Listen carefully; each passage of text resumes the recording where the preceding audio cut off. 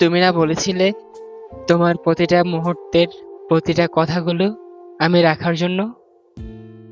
হ্যাঁ, আমি সেই মানুষটা।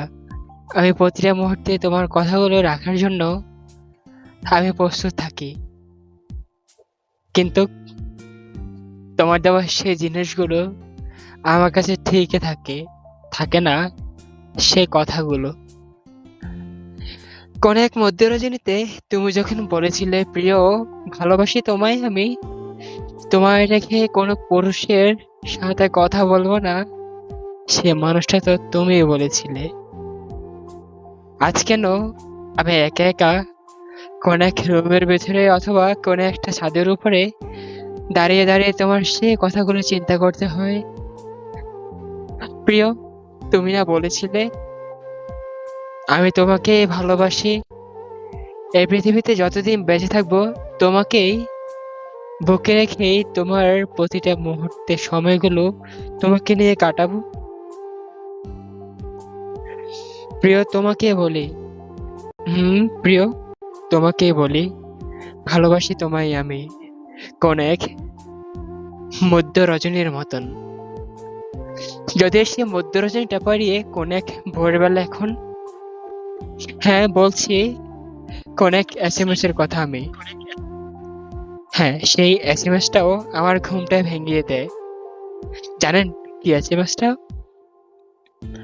আমার কোন এক প্রিয় মানুষের ফোন থেকে একটা এসএমএস আসলো।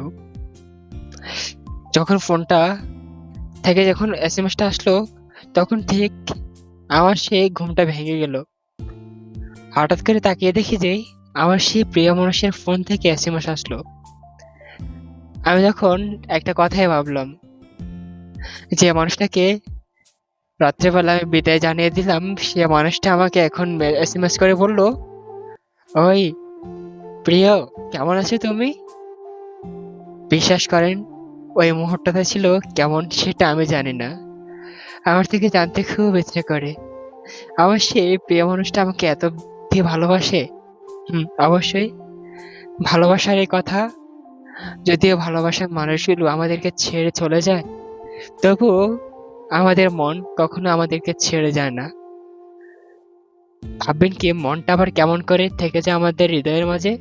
হুম, বলছি, মনটা কখনো আমাদেরকে ছেড়ে যায় না। যদিও দুজনের দেহটা দূরত্বে থাকে, যদিও দুজনের কথাগুলো দূরত্বে থাকে, তবুও প্রতিটা মুহূর্তে তোমার সেই সাথে চলাফেরার অথবা তোমার সাথে সে এসএমএস নামক কোন একটা ফোন থেকে সে টেক্সট গুলো শুধু মনে করিয়ে দেয় আমাদেরকে।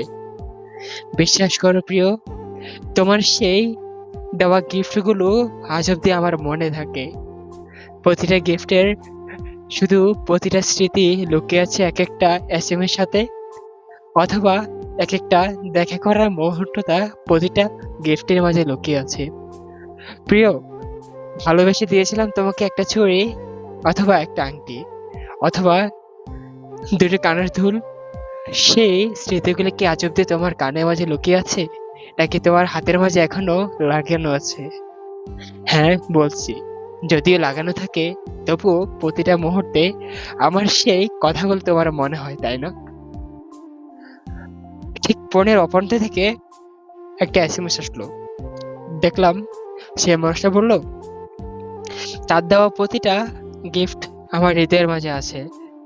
সময়ের পরিস্থিতির কারণে তার সাথে দেখা হলো না, আর কথা হলো না। আর এমন কেন আমাদের জীবনগুলি? জীবনটা ঠিকই থাকে, ঠিক থাকে না দুজনের মন? তবুও দুজনের মনকে একত্রিত করতে চাইলে মাঝে দিয়ে অনেকটা বাধা দাঁড়িয়ে থাকে। হয়তোবা পরিবার, অথবা সমাজে মানুষগুলো কি বলবে, অথবা রাষ্ট্রীয়ভাবে মানুষগুলি খারাপ মাইন্ডে দেখবে।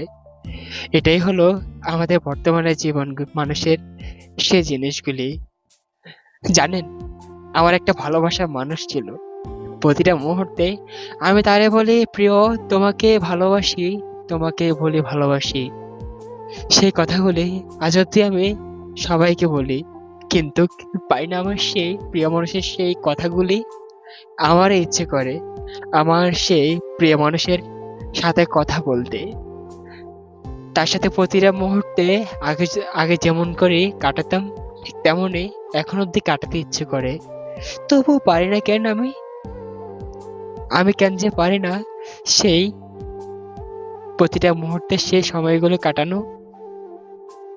ভালো থাকুক আমার সেই প্রিয় মানুষটা, ভালো কাটুক আমার সেই প্রিয় মানুষের দিনগুলি, ভালো কাটুক সমাজের সে মানুষগুলি, ভালো কাটুক আমাদের সেই অতীতের কথাগুলি। জানেন, যদি অতীতের কথাগুলো যদি মনে পড়ে না, প্রতিটা রাতে আমার চোখে পানি ঝরে। কেন জানি এত পানি ঝরে সেটা আমি জানি না, তবুও জানতে ইচ্ছে করে আমার মন থেকে। কারণ কি জানেন, প্রতিটা মুহূর্তে আমি আমার প্রিয় মানুষকে একটা বার হলো স্মরণ করি। আমার মন জিজ্ঞেস করে কি জানেন, ওই ফারহান, অথবা ওই কাব্য, আজ অব্দি কি তোমার প্রিয় মানুষের কথাগুলি তোমার মনে আছে কি না? মনে আছে। প্রিয় মানুষের দেওয়া কথাগুলি, প্রিয় মানুষের সেই এসএমএস গুলি। যদিও দুজনের মন দূরত্বে থাকে না, যদি একত্রে থাকে, দেহটা দূরত্বে থাকে, ঠিক তেমনই ফোনের ওই প্রান্তে থাকে সেই এসএমএস গুলি, ফোনের এই প্রান্তে থাকে ঠিক সেই এসএমএস গুলি। তবুও কথা হয় না কোন এক প্রিয় মানুষের সাথে। ধন্যবাদ। আসসালামু আলাইকুম রহমতুল্লাহি ওয়া বারাকাতুহু।